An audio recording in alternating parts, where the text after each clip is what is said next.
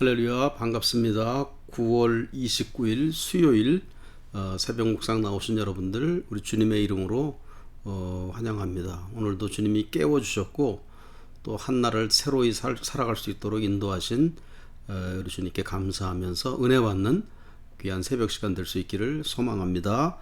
우리 찬송가 449장 우리 같이 찬송하시겠어요? 예수 따라가며 찬송가 449장입니다. 통일 찬송가는 377장이요. 우리 예수 따라가며 우리 1절, 2절, 3절까지만 하겠습니다. 전체 5절까지 있는 찬송가인데 3절까지만 먼저 같이 찬송하시겠습니다.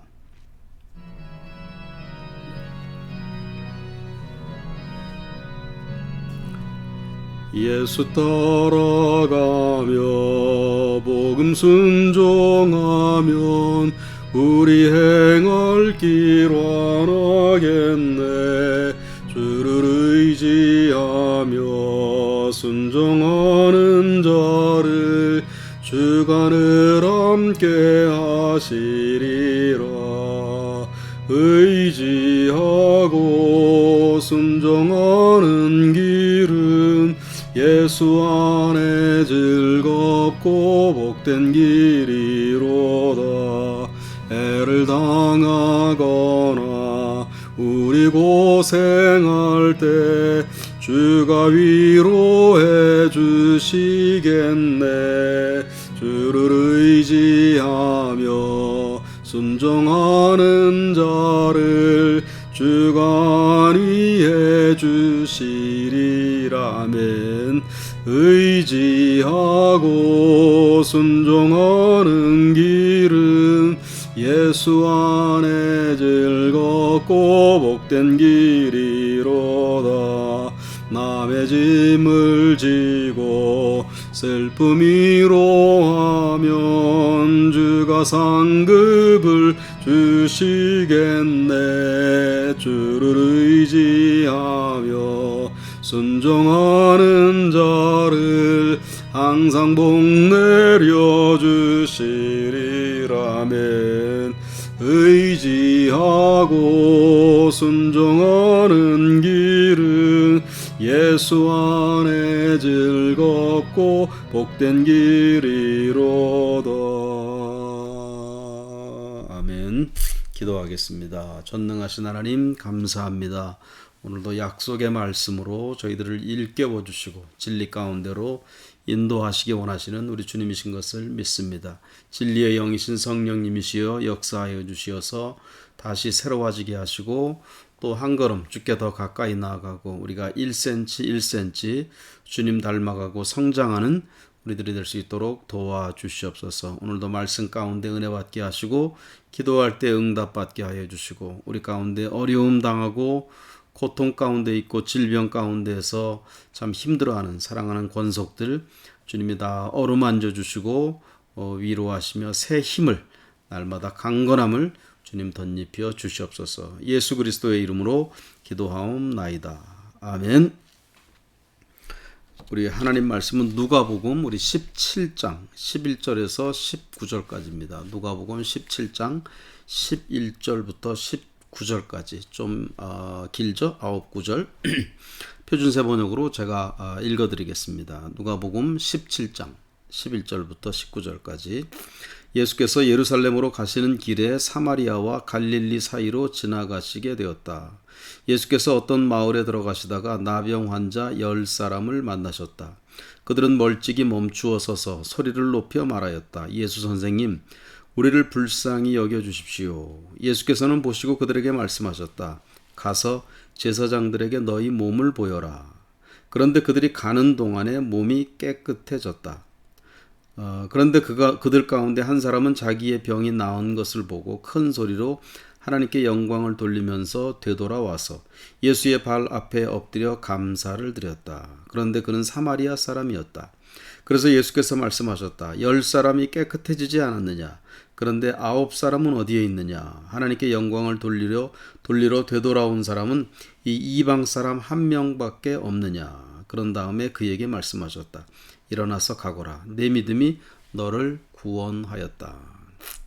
예수님이 십자가 지시러 예루살렘을 향하여 올라가시는 그 길에 어떤 마을에 들어가셨습니다. 거기에 나병 환자 10사람을 거기에서 만났어요. 한센병으로 오늘날도 뭐 거의 완치가 불가능한 병이죠. 저들이 멀리 서서 예수님께 큰 소리로 부르짖습니다. 이스라엘 정결법에 의해서 나병 환자들은 저주받은 더러운 사람들이었어요. 그래서 건강한 사람들과 접촉할 수 없는 사람들이었습니다. 그렇기 때문에 멀리서 부르짖을 수밖에 없었어요. 우리를 긍휼히 여기소서. 예수님에게 예수님, 우리 불쌍한 사람들입니다. 좀 돌보아 주십시오. 돌아봐 주십시오. 그렇게 호소하는 거였어요. 주님이 그들에게 이렇게 답을 하십니다. 14절에 나오죠. 14절. 가서 제사장들에게 너희 몸을 보여라 그랬어요. 그러니까 레위기 정결법에 의하면은 문둥병자가 낫게 되었을 때 그 완치 여부를 확인받기 위해서 제사장에게 가게 되어 있습니다. 그 당시 뭐 의술이 없을 때니까 의사가 뭐 따로 있지 않을 때였기 때문에 제사장이 그런 역할을 하는 거예요. 그래서 제사장에게 확인받는 거예요. 나병균이 다 없어졌는지 그대로 있는지. 그래서 제사장이 자세히 보고 완치 여부를 결정합니다. 완치되었다고 한다면은 가족에게로 다시 돌아가서 마을에서 정상적인 생활을 다시 시작할 수 있는 것이고, 아직 나병균이 그대로 있는 사람이다 그러면 다시 격리되어서 성 밖으로 쫓겨나는 거예요. 그래서 주님이 제사장들에게 몸을 보이라 말씀하시는 겁니다. 그러니까 주님이 말씀하시는 주님의 그 메시지, 의도는 너희들 다 나았다. 제사장들에게 그냥 가서 확인만 받아라. 그런 뜻으로 주님이 말씀하시는 거였어요. 주님이 저들 몸에다 뭐 이렇게 손을 얹고 안수기도를 해주셨다거나 아니면은 뭐 소경 고쳐주실 때 이렇게 진흙을 발라서 막 이렇게 고쳐주시고 그랬잖아요. 그런 어떤 치료 행위를 하셨다거나 아니면 병마를 물리치시면서 귀신아 물러가라 그 명령을 하셨다거나 그런 거 주님이 하시지 않으셨어요. 저들도 멀리서 소리치면서 고쳐달라고 불쌍히 여겨달라고 했고, 주님도 역시 멀리서 너희들 다 고쳐졌으니까 제사장에게로 가서 확인받아라. 그렇게 말씀하신 거예요. 여기서 여러분 문둥병자 이 10명은 갈등을 일으킬 수밖에 없었을 겁니다. 본문에는 상세히 기록되어 있지 않지만 충분히 상상해 볼 수 있는 것이 외견상으로는 아직 저들이 이렇게 진물을 계속 흐르고 있어요.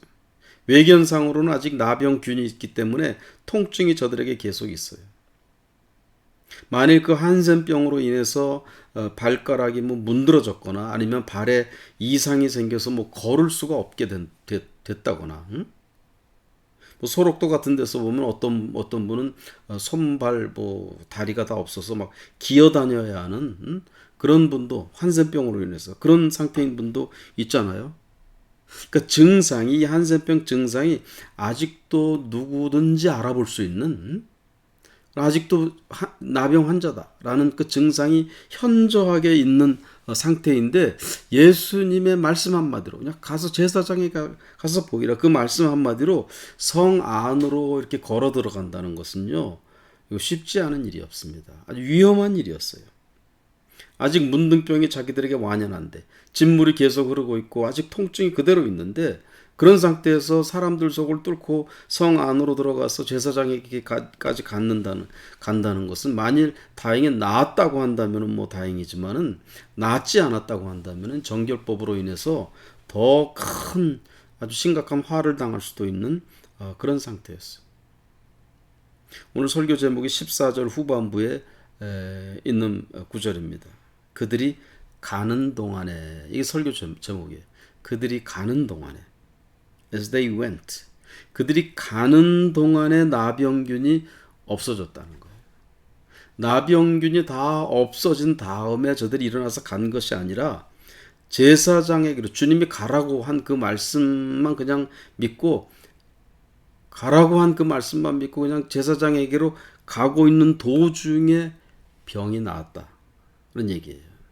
그러니까 적어도 초반부에는 초반부 일어나서 막 성을 향해서 어느 정도 걸어갔는지 모르겠지만은 초반부에는 정결법을 어기는 행동을 했을 수밖에 없어요. 그래서 저들이 아마 주저주저하고 갈등하고 머뭇거렸을 수도 있어요. 왜냐하면 대단한 모험이니까. 그런데 본문에 어떻게 나와요? 14절 후반부에 그들이 가는 동안에 몸이 깨끗해졌다 그랬어요. 가는 동안에. 가고 있는 도중에 나병균이 완전히 없어진 거예요.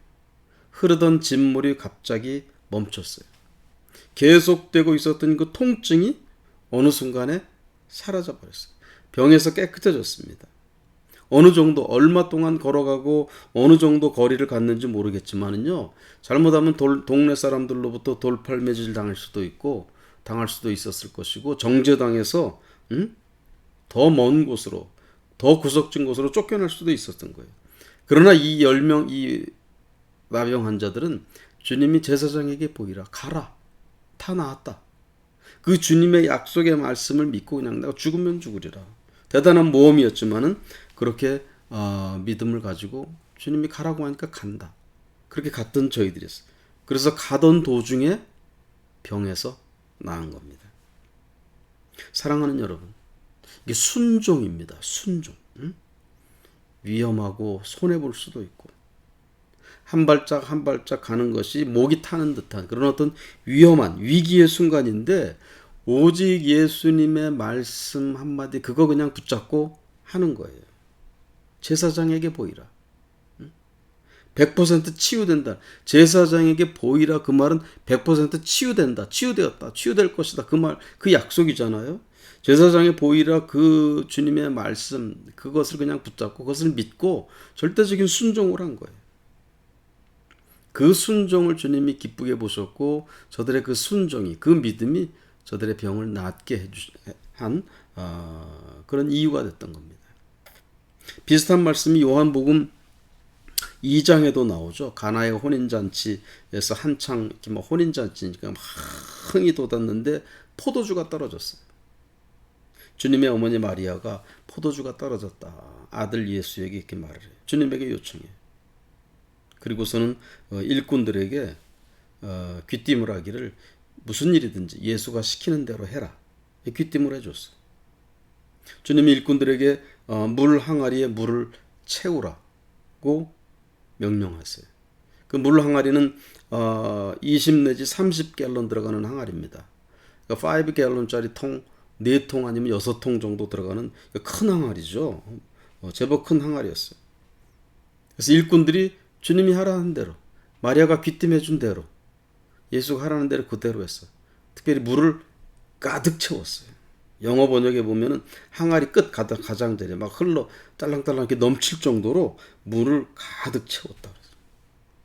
다 채운 것을 보고 주님이 물을 떠서 연회장에게 갖다 주라. 그렇게 말씀했어요.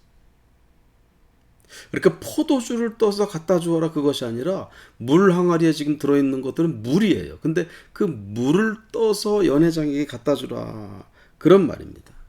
그러니까 이 일꾼들 입장에서는 주님의 그 명령이 어떻겠어요? 얼마나 황당했겠습니까?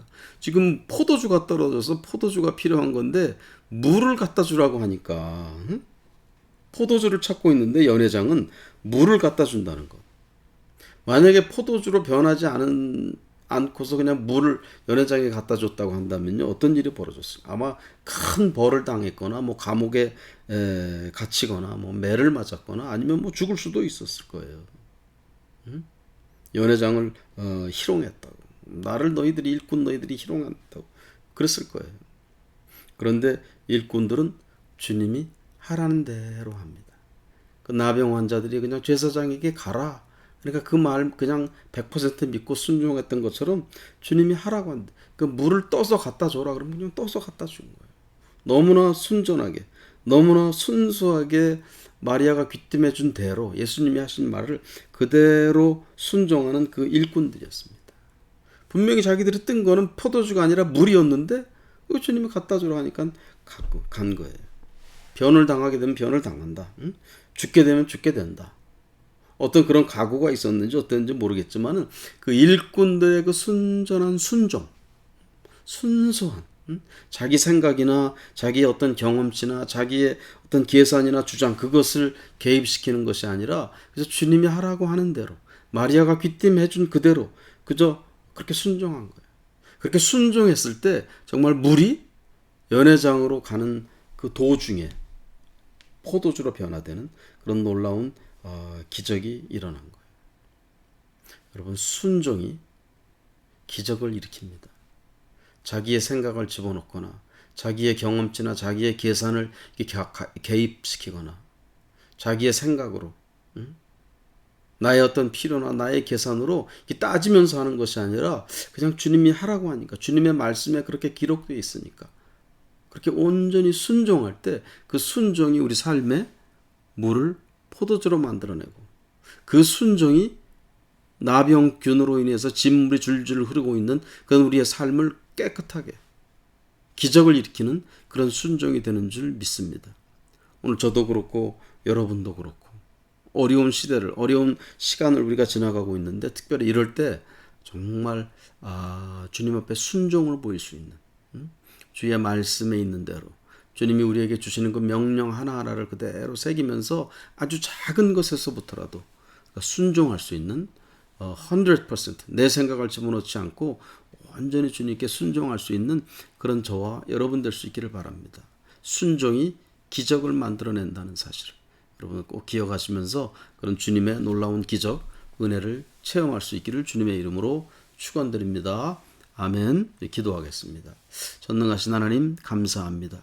온전히 순종했었던 사람들, 10명의 나병 환자들, 또 가나혼인 잔치의 그 일꾼들, 저들이 자기의 생각, 자기의 계산, 자기의 어떤 욕망을 집어넣지 아니하고 온전히 주의 말씀에 올인하고 100% 순종했을 때 놀라운 기적이 일어난 것을 우리가 봅니다.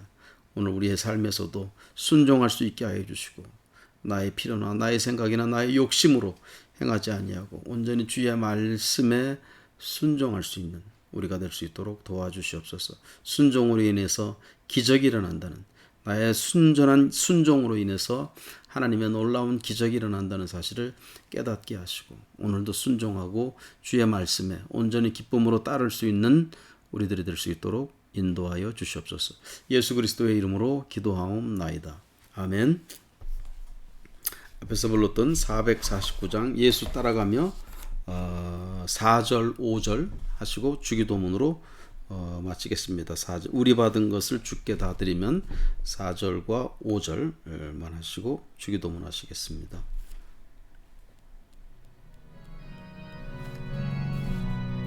우리 받은 것을 주께 다 드리면 우리 기쁨이 넘치겠네.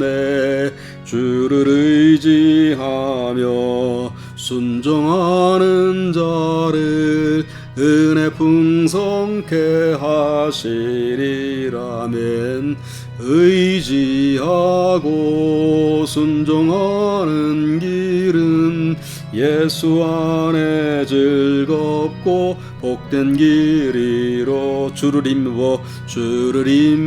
힘입어서 말씀 잘 배우고 주를 모시고 살아가세. 주를 의지하며 항상 순종하면 주가 사랑해 주시리라. 의지하고 순종하는 길은 예수 안에 즐겁고 복된 길이로다. 아멘. 주기도문 하시겠습니다. 하늘에 계신 우리 아버지여, 이름이 거룩히 여김을 받으시오며 나라가 임하옵시며 뜻이 하늘에서 이루어진 것 같이 땅에서도 이루어지이다. 오늘날 우리에게 일용할 양식을 주시옵고 우리가 우리에게 죄 지은 자를 사하여 준 것 같이 우리 죄를 사하여 주시옵고 우리를 시험에 들게 하지 마시옵고 다만 악에서 구하옵소서. 대개 나라와 권세와 영광이 아버지께 영원히 싸움나이다. 아멘.